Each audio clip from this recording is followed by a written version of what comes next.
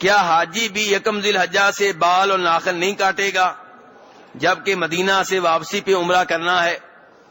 یہ سوال تقریباً روز آ رہا ہے اور میں روزانہ وضاحت کرتا ہوں اور درس کے بعد پھر بھی بھائی سوال کرتے ہیں، تو اس لیے توجہ سے یہ سوال سمجھ لیا جائے کہ جس آدمی نے حج کی قربانی کرنی ہے اور گھر والی قربانی نہیں کرنی، اس کے لیے یہ پابندی نہیں ہے۔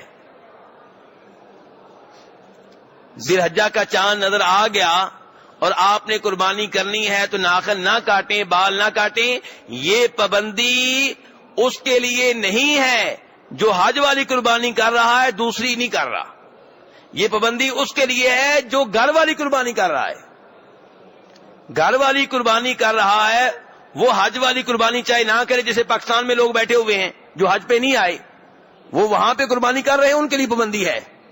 حاجی اگر دونوں قربانیاں کر رہا ہے، حج والی بھی اور گھر والی بھی، یہاں پہ کر رہا ہے یا وہاں پہ کروا رہا ہے، پھر یہ پابندی اس کے لیے بھی ہے۔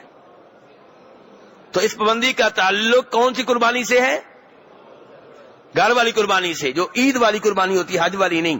مسلم شریف کی حدیث ہے، فرمایا نبی علیہ الصلوۃ والسلام نے کہ جب ذی الحجہ کا چاند نظر آ جائے اور تم میں سے کسی کا قربانی کرنے کا ارادہ ہو تو نہ ناخن کاٹے نہ بال کاٹے۔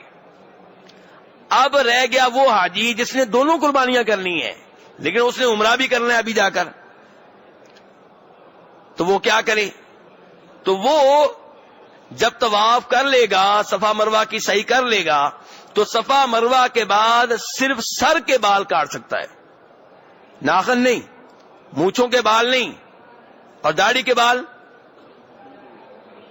بالکل نہیں، الحمدللہ بالکل نہیں۔ داڑھی کے بال نہ حج سے پہلے جائز نہ حج کے بعد، نہ قربانی سے پہلے جائز نہ قربانی کے، نہ مدینہ میں جائز نہ پاکستان میں جائز نہ مکہ میں جائز۔ داڑھی کے بالوں کے بارے میں ایک ہی حکم ہے کہ ان کو چھوڑ دیں، جانے دیں جدھر جاتے ہیں۔ کئی بھائی سوال کرتے ہیں کتنی داڑھی رکھنی چاہیے؟ کیوں جی کتنی رکھنی چاہیے؟ ہاں، میرا جواب ایک ہی ہوتا ہے کہ کم از کم اتنی رکھیں جتنی اللہ دے دے۔ کم از کم کتنی رکھنی ہے میرے بھائی؟ جتنی اللہ دے۔ یہ اللہ نے دی ہے رکھنے کے لیے، کاٹنے کے لیے نہیں دی، موڑنے کے لیے نہیں دی۔